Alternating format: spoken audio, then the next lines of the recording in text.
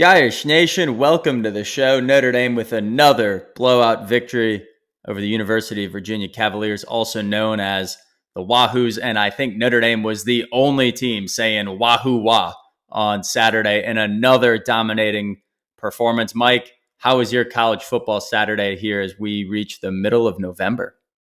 It was great. I think just watching the defense, which we're going to get into more, just totally annihilate the opposition again. I feel like and we'll talk about this a little bit more too, but some of the calls from the officiating, it seems like it had the impact of potentially really firing up our team, particularly the defense, and they completely shut down UVA. So that was fun to watch. It felt like a game where we could have just picked our number, and we didn't do that. Honestly, I think if you bet on Notre Dame, you were probably disappointed that we didn't cover. It felt like a game where we should have covered, but that doesn't mask the fact that this was a very thorough dismantling of UVA. Otherwise, wife was out of town, so I just watched pretty much the full college football slate.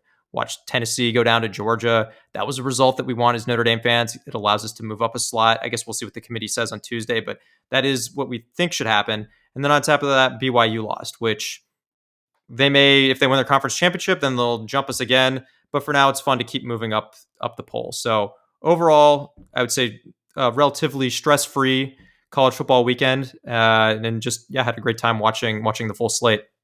Awesome stuff. Well, I'm really excited for this show. We're going to obviously recap the Virginia game. We'll look ahead to Army.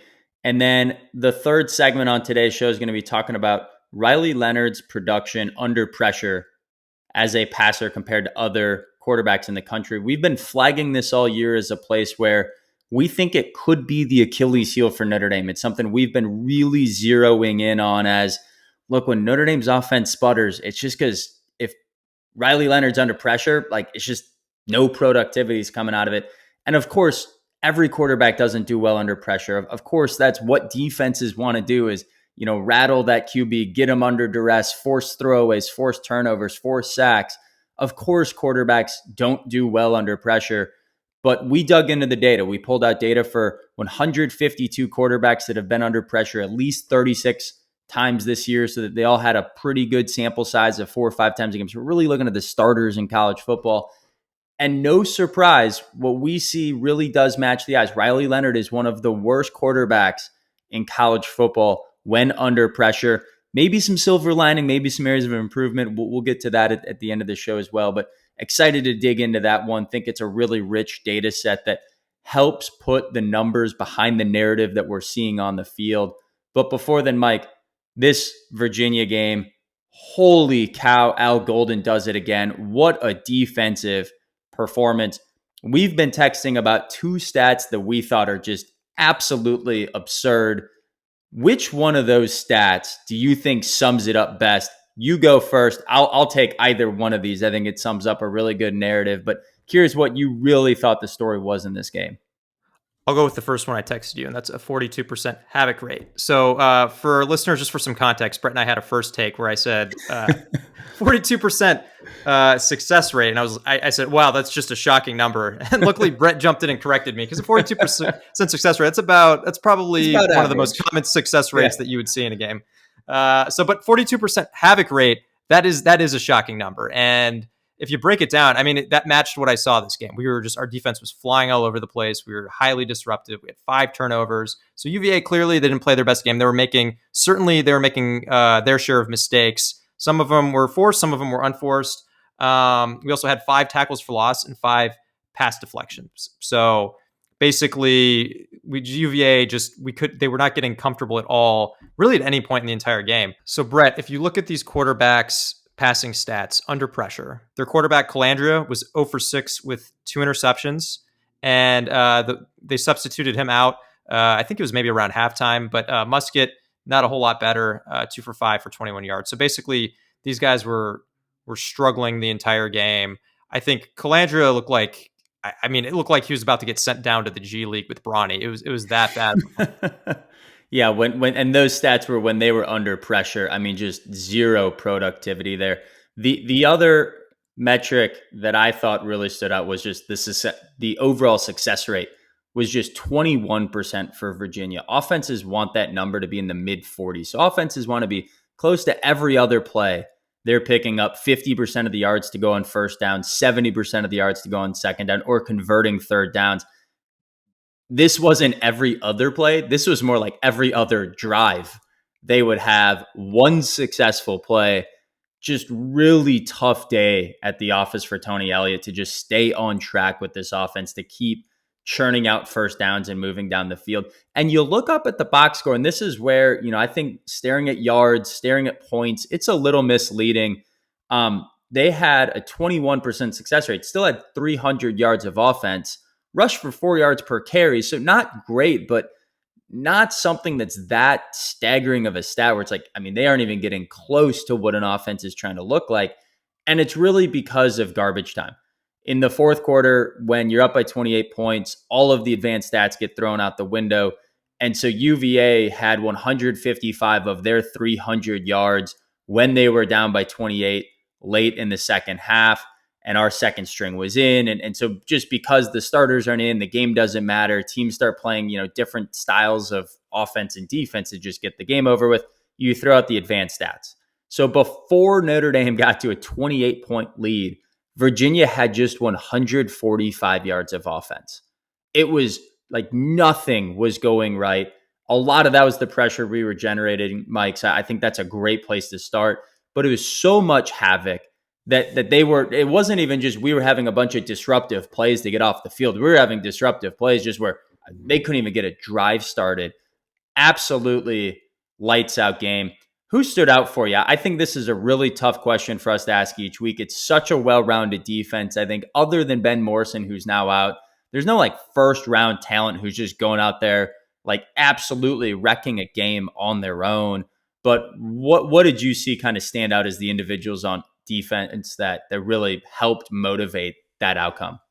Yeah, I think that's a theme for our defense is we're just, maybe there's not that first round talent anymore, as you mentioned, but there are a lot of high quality contributors littered throughout the entire defense. So Riley Mills, I'll start with him. He had 6 pressures, very disruptive, did not have a sack, but he was in the backfield the entire game, making quarterback's life very difficult. No one else actually had more than 2 pressures, but overall, this was just a great team effort from the defense. I'm going to call out RJ Oben. He actually was our highest graded player on defense with a 90, which is an elite grade.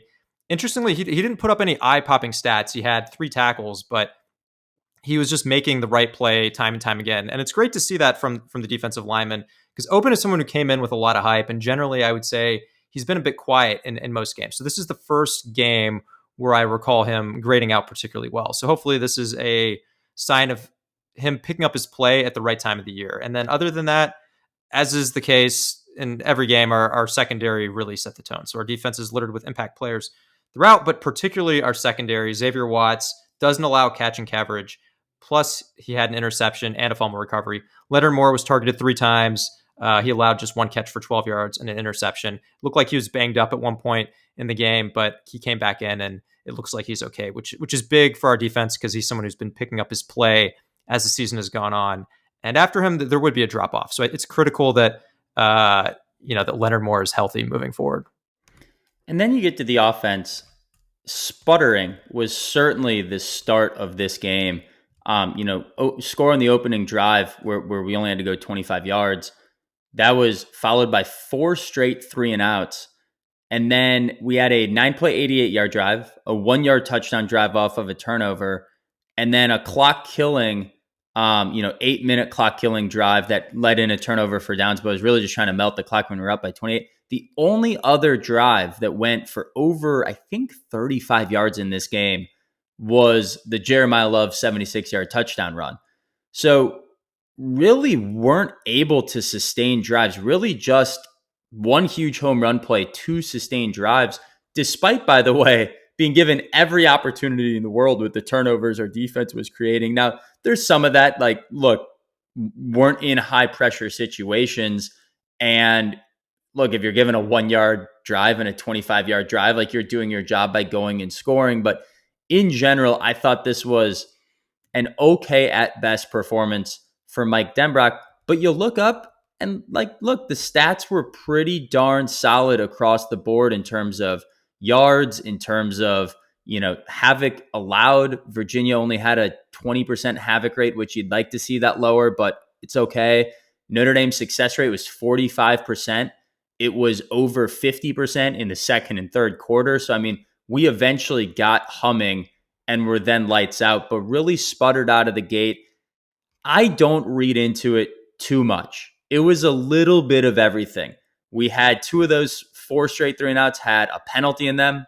We had a botched negative kind of Jeremiah Love play, just went all over backwards for a 10-yard loss that really set us back. A couple of drops, like a couple of one drive where Riley Leonard just had 2 straight missed throws. Like it wasn't one thing, but it's just not clicking. Concerning for sure. And it's definitely a reoccurring theme here throughout the season. But Mike, where are you at? Should our alarm be up because of a performance like this? Should our alarm be up because this is maybe the 4th or 5th time we've talked about just not just a slow start, but a really slow start for this offense? I would say at this point, I'm not overly concerned. I think I texted you about this. I think we held back a little bit in our playbook. We weren't running it as much with Riley Leonard. And we know when we're doing that more aggressively, that opens up quite a few things on the offense. So I think for this, I think it's always risky to kind of hold back that element in the playbook. We've done that before and it's come back to bite us, right? So I think I'm maybe pleased that we were able to kind of get away with it this game. And keep Riley Leonard a little bit more protected. But I think it's, like I said, still a little risky to do that. But I do think if we do that moving forward, that's another element of our offense that can kind of take it up a notch. So yeah, to answer your question, I think we have all the tools to address it. Not encouraging to see another slow start, but I think there's a reason for it. And then there were stretches where we looked, really, really good. Obviously, like in the second quarter in particular. So I think, and we'll get into this a bit more when we talk about Army, but Army actually has a pretty good defense. So that'll be an interesting data point to see how our offense is playing against a pretty solid defense moving forward. My only other takeaway from this game, curious if any others stand out to you, starting to be a little worried about the kicking game. I think it's clear Mitch Jeter, great kicker, not healthy right now. The other 2 guys just can't kick the ball straight, and it's been a struggle when Yoakum, and then I forget the name of the long kick specialist, came in this one. And at first I wrote, as I was prepping for this, it hasn't hurt us yet, but it has. We had 2 blocked field goals against NIU and lost by 2 points, and one of those was a 45-yarder. Like it's not like, both those were just complete stretch field goals. Those were points on the board that wound up really biting us this year. And it feels like come playoff time, if we need to rely on our kicking game right now, not a good situation to be in. But hopefully Mitch Jeter gets healthy and can get us back on a roll in that part of the game. Also, speaking of special teams, Mike, I think you might have been more worked up with the officials yesterday. I'm not saying I was happy with them by all accounts.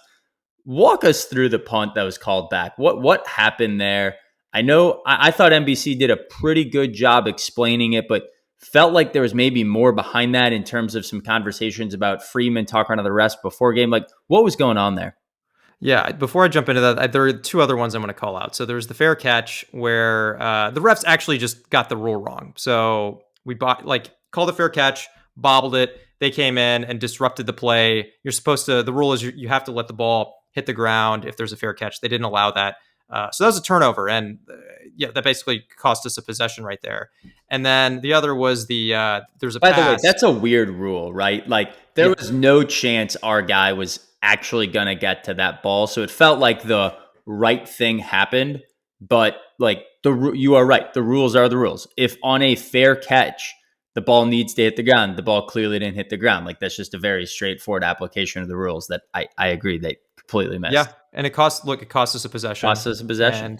And look, all this was fine. We ended up winning big. But then the other was UVA had a pretty big pass where the receiver just didn't catch it. And so they ruled it a catch and a fumble, and then he recovered. But actually, if you watch the replay, it's pretty clear that he did not catch it. And then they scored a couple plays after that. So that you could, both of those were pretty impactful plays. And then the punt, which I think Jason Garrett was probably the person who was the most upset about this than anyone else.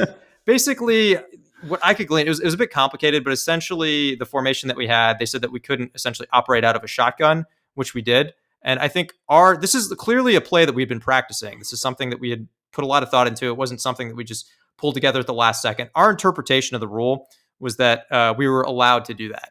And basically the officials felt differently, and based on their interpretation of the rule, there was some caveat where you had to have a certain number of players with the same number to basically, kind of call out what the type of play is, and we didn't align with that. So I haven't seen direct confirmation of this, but I read a few things that made it sound like our coaching staff had screened this play beforehand with an officiating crew, and we essentially kind of gotten all clear for it. So I think my takeaway from this is that I think we actually found a bit of a loophole, and then the refs in real time kind of were like taken aback and overruled it essentially. That was big because that also cost us a touchdown. And I think what's frustrating though is that we seem to have gotten the all clear for this play, and then they kind of swept the rug back from us. And I had mentioned before, concerns about like, okay, are we concerned about slow start or anything like that? But if you kind of stack up the impact of all these plays right here, that could be like quite a few plays. And you mentioned, the kicking woes. We left quite a few points on the board here, and we still went big. So I think if you're looking for reasons to just kind of circling back to your question before this, reasons not to be concerned, it's that we still, even with the slow start, we still won really big while leaving a ton of points on the board. Yeah, and it's very common to walk through trick plays with officials before the game. That's a very common thing in football to say, hey, this is how we're lining up. Is the formation correct? If we do this, are there two guys in motion? Is there an offensive lineman ineligible downfield? Is there anyone we need to report? Like, you kind of check through the 3, 4, 5, 6 potential infractions with them, and you get them to say, if you do it the way you just showed me on this film on your iPad, yes, that's a clean legal play, or no, like you need to change this in the formation, and if you don't change it, it will be illegal. That question was asked of Freeman post-game, and he deflected and said, I was upset during the game. I was clearly upset, but I have the utmost respect for the officials. They have a tough job. They're doing the best they can too. We got to focus on what Notre Dame can control. And he just sort of didn't answer the question. But during the game, and I thought NBC did a good job calling this out at the halftime, you can see Freeman yelling like, I showed you before the game. I showed you before the game. And that's a very common thing. So I think what happened is Freeman probably showed the head ref before the game. And then another guy came up and was like, dude, they had the wrong jersey numbers and they weren't in punt formation. They had a guy under center. And so if the guy is under center, that's when you need to have effectively offensive lineman jerseys being worn by the offensive lineman. In punt units, you have linebackers and safeties and all these other guys that have different jersey numbers. But hey, they weren't in punt formation. They were under center. So it feels like one of the other refs caught it, not necessarily the one we showed before the game. And it's just like, come on, man. Like, if you're going to have that conversation before the game, you can't get nitpicky with us then when we actually go and do it. Like, you need to tell us that 3 hours ago, not potentially costing us a major opportunity. But all that being said, Notre Dame continues to roll. We're up to number 6 in the AP. Mike, you mentioned it. IU or Ohio State will lose next week. So I think either way, there's a spot for us to go up if we take care of business against Army. Could be a number 5 team going into the season finale against USC. But here we are once again, writing off Army. I think we have been writing off every single one of these opponents, looking forward to the USC season finale. And we can do that at Gyrish Talk. Marcus Freeman and the team absolutely can't. But why are we so quick to write off Army? They're number 18 in the AP poll. They're undefeated. Like, why are we so quick to say, look, Notre Dame just like this isn't going to be a competitive game? Yeah, we're not fully writing them off. I think it's just when you look at our remaining schedule, the big test seems to be USC. And not that USC is a major test, because they certainly have their share of problems, and that's a game that we should be handily favored. But against Army, it looks like we're going to be about 14-point favorites. And they just haven't played anyone. So they're 120th in strength of schedule out of 134 teams. And then if you look at the schedule in more detail, I don't know, it's honestly a bit shocking that there are actually schedules that are easier than the one that they have. The toughest opponent they have is Air Force. They're number 85 in SP+. And then their second toughest opponent is East Carolina, who is 94. So every other opponent is outside the top 100. It almost looks like they went out of their way to schedule the worst teams in America. Yet to play a top 80 team through 9 games. So just a team that's not really tested at all. And then on top of that, this is a a very obvious point, but something we have to call out is that there's a massive talent advantage. So they're untested, but they're also, it's not like they have a massive amount of talent to help kind of like save the day here. So it's at the end of the day, though, they're 9-0, so they found something that works. And this is a formation, this is a style of play that we're familiar with. It's the option, and they're effective at it. Again, it's against not great competition, but they are. It seems like they're a pretty well-oiled machine in terms of making the right reads, making the right calls within this option offense. One of the better instances that I've seen. They have a very high success rate. That's the goal with the option, and that's something that they've been really good at it. And then the other key component of their offense is to avoid disruption, which is like another key pillar of the option offense, and that's another area where they've excelled. So they're number one in the country with a 56% success rate, and then number one in the country with opponents only generating 6% havoc. Again, this is not an opponent adjusted number, so this is against fairly weak competition, but against this weaker competition, they are getting these relatively impressive numbers. But as we mentioned, not tested, not a huge amount of talent. They have yet to face a great defense, particularly a defense anywhere close to Notre Dame's level. So I just look, and Notre Dame, it's not like Notre Dame is unfamiliar with the option. We already faced it once this year. We faced it every year. So I think if you're looking at an untested Army team without, with a huge talent mismatch going against one of the top defenses in the country that has already faced the option and done so effectively, I think that bodes pretty well for Notre Dame. Absolutely. And, another interesting thing too, they haven't even played in a close game. The closest game they've played was this last week, beating North Texas 14-3. So, they played in the American. The American's pretty tough, but they've avoided both Tulane, Memphis, and then they have Navy to close out the year, but also haven't even played Navy yet. So the second, third, and fourth team in that conference, they haven't had to play. But you're spot on. They're number one in both metrics where options are designed to be very, very good. And that is success rate, staying on schedule, staying ahead of the chain, just churning out 5-yard run, 5-yard run, 5-yard run, and then just never moving backwards, never having turnovers, never taking sacks, never taking tackles for loss. They're number one in not being disrupted in that all-important havoc metric. And this entire engine, very similar to our Navy preview, it starts with the quarterback. Bryson Daly is the guy. Notre Dame fans get to know Bryson Daly for 7 more days. He's yet to top 150 yards passing in a game, but he only throws the ball about 3 or 4 times per game. And when he throws it, the average depth of throw is 18 yards downfield, and he's completing it with about 13 yards per attempt. He's got 7 touchdowns to just 1 interception. So when he looks to throw, he is looking for the home run threat. Earlier, we talked about Navy kind of going to a hybrid option now where they're trying to bring the passing attack to be more like 25% of their playbook. That is not the case with Army. Army is looking to use the passing attack to be 3 or 4 trick gadget plays in the game, hopefully home runs.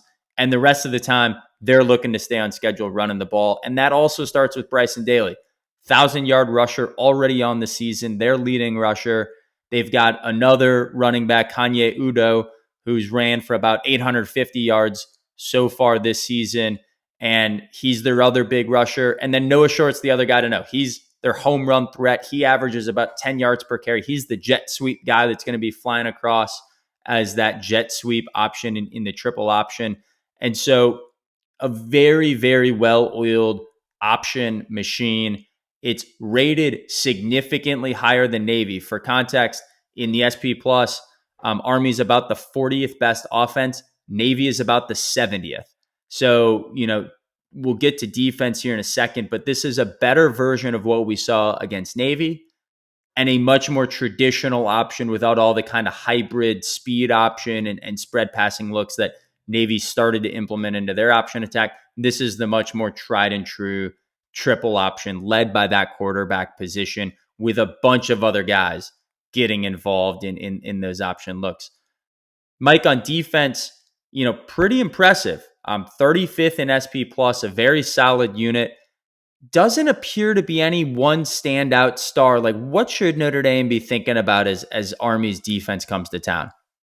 Yeah, I mean, you called it out. It's a solid unit. Look, I think, as we mentioned, they're in the 30s in SP plus. They haven't played anyone, so while SP plus is opponent adjusted, and that's the metric that we lean on, I will say for a team that has played very very weak competition, I do wonder how well that SP plus is going to hold up against against a tougher team. We'll see here. Like, again, Brett and I are big time proponents of SP plus, but the one time I do get sometimes a little skeptical is if it is a team that hasn't really faced anyone. I think with their defense, you mentioned there's really no standout star. No one has more than 4 sacks or more than 3 interceptions. Leading tacklers are about 5 tackles per game. So it's very much a team defense. The one area that I would say that they're a little weaker in is the run defense. So they rank 103rd in line yards allowed, and they rank 113th in havoc generated. So basically, I think that bodes pretty well for our strengths on offense. Like, one area that we've been good at this year, particularly good at, is in our run offense. So I think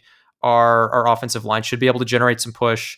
And I think, I think like we've been pretty good at limiting the havoc this year on offense. So I think we should be able to do that as well here. So, and it's worth calling out that, so 103rd in line yards allowed, and then the 113th in havoc, that's against, those numbers are not opponent adjusted. So that's what they're doing against very, very weak competition.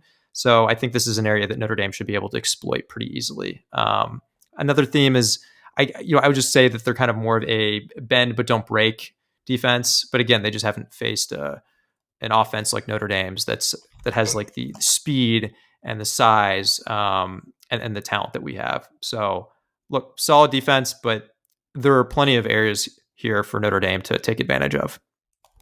So let's get into score predictions. The Vegas line opened up at 15.5.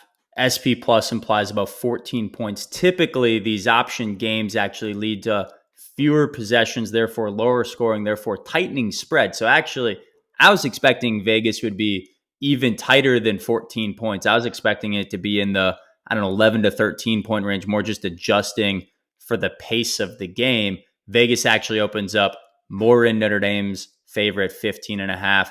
ESPN has Notre Dame winning this one 88% of the time. So again, really a testament to how overwhelming of a favorite we are here in this one, winning at 88% of the time in ESPN's Gunkulator. Mike, what's your score prediction?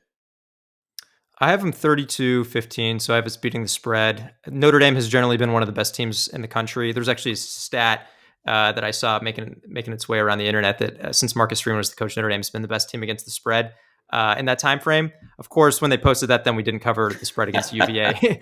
But I think this is a good example where, look, I feel like this is a favorable matchup for Notre Dame. 14 points feels, even though I understand like how it lines up with SP plus, that still feels like a generous spread to Army. I feel like this is something that we should be able to top, even if you're accounting for the fact that it's an option style. There aren't as many possessions, so I think we hold them to 15 or less, and then I think our offense doesn't. I don't think we're putting up like 50, but I think 32 sounds like a reasonable expectation.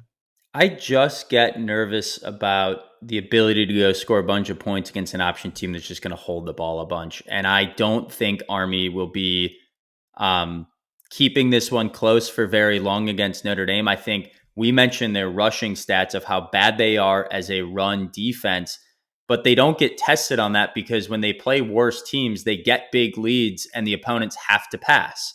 And Army does a pretty good job dropping into coverage and preventing that pass game. And so they haven't been tested in a close game to go up against a good running attack. I just think it's way too big of a mismatch. Talent, physicality, you name it. And so I've got Notre Dame winning this one 28-14. I'm going to go right on the line with SP plus. So that is actually saying Notre Dame doesn't cover against Vegas. I think if anything, it might even be like in a 10 to 14 point range. And that's A-okay against the option. This is all about go out there, build a lead, get this game over with, move on, get to the finale out there in California. So I've got Notre Dame 28-14, not quite covering the Vegas spread, but pretty close to where SP Plus has it. All right, Brett. So for our final segment, this is a topic that you really dug into, and you mentioned at the start of the show, it's Riley Leonard under pressure. There's this narrative that Riley Leonard has been particularly effective extending plays, scrambling, making things happen in the passing game because of his legs. But we've been saying that that's not necessarily the full picture here, that you have to dive into the data a little bit more. Certainly, I think he's been effective at avoiding some of these havoc plays for the defense. Not killing us with turnovers, but there are areas certainly against pressure where he's really not performing well compared to the rest of the country. So, Brett, I'm going to kick it back over to you, but can you explain what you're finding, what's going on here? What are the key data points that really call out what you're seeing? Absolutely. So, first off, there's a bunch of things that are perfectly okay and as expected. So, for example, everyone is under pressure at some point, right? Like every team will give up pressure. And so the question is like, is Riley Leonard just constantly under pressure? And the answer is not really. He's under pressure 31% of the time. That ranks 81st out of 150. So pretty much smack dab in the middle. Like our offensive line gives up pressures about like every other offensive line does. The other thing is like, okay, does he become more inaccurate, right? And the answer is not horrible, but what's part of Riley Leonard's game is when the pocket is clean. A lot of folks don't really appreciate this about Riley Leonard. His accuracy percentage, which is your completion percentage plus drops, and we've had our case of the drops at ND this year. When he is not under pressure and has a clean pocket, 79% accuracy rate, that's 26th in the country. Really, really good. Like that is up there with, your Will Howards at Ohio State, your Curtis Rourke's at Indiana, like some of the Carson Beck at Georgia, like some of the best quarterbacks in college football. He is right up there. It's better than Jalen Milroe. That's like, it's very solid metric to look at, but that accuracy really drops off when he's under pressure. It goes from 79% to 60%. And where that really matters, though, is everyone else drops off. Not that much. He then goes to be the 62nd quarterback. So he's very above average accuracy in a clean pocket. He's very average, not terrible. It's not the 150th in the country. It's not great though. It gets very average. And so then the question is like, well, all right, is he turning it over? And the answer there is also no, not really. So Pro Football Focus measures turnover worthy plays. And that's basically whether the defense actually picks it off or not. It's like a throw that, gosh, that one was closer to being caught by the defense than it was the offense. That's kind of the simple way to explain this metric. And in that stat, he is top 25. So he's very, very solid at protecting the ball. So this isn't when he gets back there, he just starts chucking it, turns into Brett Favre. He's under pressure and just slings it. That's not it either. What really starts happening is he scrambles with his feet, but not for big yards. And he winds up throwing it away or getting a 2-3 yard play. And so when you start looking at his first down conversions, this isn't like he starts scrambling, turns into Mike Vick, and is picking up 1,000 yards running the ball. When he's successful running the ball, it's usually designed runs. It's usually not pass plays that break down. And so his accuracy dips a little bit. He scrambles not effectively, not getting first downs. And he really turns into a dink and dunk passer. And so the biggest thing that comes out of multiplying those is he just immediately goes to checkdowns, stops going through progressions, and he ranks 141st in yards per attempt, just 3.8 yards per pass attempt when he's under pressure, 141st out of 152 quarterbacks. And in fact, before the UVA game, he was actually second to last. So UVA kind of moved him up a little bit, but his just overall yards productivity really, really drops off. And if you compare that to when the pocket is clean, he's 7.9 yards. He's, about average in the country when he has a clean pocket. And so everyone drops off. Like the average yards per attempt when the pocket is clean is 7.9. The average yards per attempt when you're under pressure is 5.8. So everyone drops off from 7.9 to 5.8. He drops off from 8 to 3.8. Like everyone kind of goes down about 20-25% productivity. He goes down 50%. And so this is what we've noticed all year. The Pro Football Focus grades haven't been good. And so it's not that he's taking sacks. It's not that he's turning the ball over, but he's not becoming this great runner. like I think the narrative kind of is. That's not when Riley Leonard is a runner, and he just becomes a check down passer and stops going through progression, stops getting through his reads and finding open guys. And it's an area where Notre Dame has really, really struggled, that when a opposing defense can generate pressure on Riley Leonard, our offense just stops. Yeah, Brett, I mean, I think that's exactly what I've been seeing. He's not killing us. He's not making these back breaking. He's not Jameis Winston, right? He's not throwing just an interception directly to the secondary. He's avoiding those critical mistakes. But basically, the theme this year with Riley Leonard is, if you're opposing defenses, if you can get pressure to him, you can pretty much not guarantee, but you can make it very, very likely that Notre Dame is not gonna have a successful play on that play, right? Maybe we'll get a couple yards, maybe it's an incompletion, but that's really the key to keeping us off schedule. And this is an area that Riley Leonard struggled with, particularly earlier in the year. So last week against Florida State, he was a little bit better, not great, but he was okay under pressure. And then interestingly, against UVA, this was the first time we've actually seen him do well against pressure. So he graded out actually better under pressure than he did when he was having a clean pocket, that's really tough to do. That doesn't happen very often. But he had an adjusted completion percentage of 87.5%, which is a really good number. And then he had an average of target of 5.6, which isn't bad, but 7.7 yards per attempt. So that's 7.7. Brett, if you kind of reference that in relation to some of the numbers that you mentioned, that's a pretty good number for under pressure. That's definitely well above average. So that's not to say that we figured it out. Riley Leonard's clicked and now he's going to excel under pressure, but that is what you want to see. So it does give you some hope that maybe he's getting better at this. Maybe this is an area that he can turn into more of an asset. So I think one other point, I want to mention in terms of top 20 QBs in yards per attempt when under pressure. So some names here that it's not going to surprise you if you look at some of the better known QBs across college football. Really, the area that they differentiate themselves is when they're under pressure. Of course, they do well when they have a clean pocket, but they're really making their money. They're really establishing themselves as a premier quarterback when they're getting hit with that pressure. So Curtis Rourke at IU, Jackson Dart at Ole Miss, Dylan Gabriel at Oregon, Jalen Milroe at Alabama. Look, this is just if those names right there, big time quarterbacks with big time offenses, and so that's the area that if you want to take that next step as an elite offense, you have to have a quarterback who excels under pressure. We saw it against UVA, and it's just one data point, but it does give you some hope that maybe we can get to the point to where he's not ranking near the bottom of the country in terms of yards per attempt.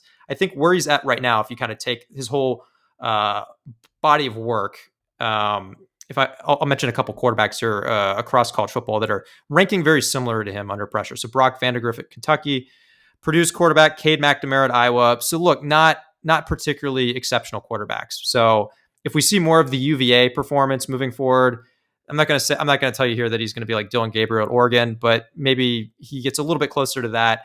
And with all the other assets that we have on offense, maybe that allows our offense to hit another gear as we hit this final stretch in the season. For sure. And look, we're not asking Riley Leonard to be a Heisman Trophy passer. And we're also acknowledging, look, the big benefit of our offense is just how tough it is to defend when you've got that dual threat quarterback. The Riley Leonard clearly fits that box. But we've been saying it all year, like the moment he's under pressure, you just see his feet go into like the athletic stance. Like he turns into a running back, or he turns into a linebacker, frankly, and he's no longer a pocket passer. And we are not asking him to be the next Heisman Trophy winner, but Curtis Rourke at IU isn't winning the Heisman, right? Like Jalen Monroe won the Heisman at Alabama last year. Dylan Gabriel's up for it. Like Jackson Dart, maybe a finalist, but I don't think so. Dual threat guy that still does very, very well under pressure. And I think that is also important to put in context of all those guys have largely been in systems here for a while. I know Dylan Gabriel is a transfer. I know Curtis Rourke has a new head coach, but I think there's an element of Riley Leonard also still getting comfortable here with Mike Denbrock over time. And I think that's something, we're seeing in Virginia. We're seeing it like this is getting a little better over time, but it's something that I don't think we're going to be tested against Army or USC. But if you told me, man, Notre Dame's offense completely stalled out in a college football playoff game, I'm not predicting that's necessarily going to happen. I think this is a really, really great offense. But if it did, I would bet every dollar I have right now that if you go and look at the stats under pressure, we're going to struggle in those big key leverage moments because that's where we've struggled throughout the year. And so this is something we're going to keep watching. How does he stand in the pocket when under pressure? Do we get any data points like UVA, even if it's against Army, even if it's against USC? When he's under duress, is he still standing in there and delivering big throws? I think it's a big thing to be watching here over the next few weeks of seeing, hey, can Notre Dame take that next step up when we get into a playoff? It's an area we've been really focused on. So until then, we've got Army on deck. Irish beat Black Knights. I have one quick Sure. one quick correction, I was Brett. to wrap up the show. Jalen Milroe didn't win the Heisman. It was Jaden Daniels. Oh, thank you. I'm sorry, but he wasn't. I'm just saying that because I have one friend who he was a finalist, right? He might have been. I'm actually not 100. Okay. I can't remember if he was a finalist. Okay.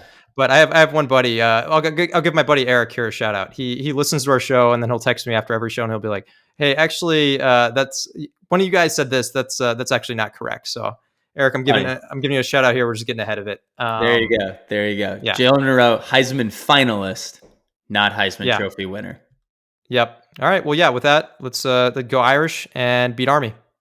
Go Irish.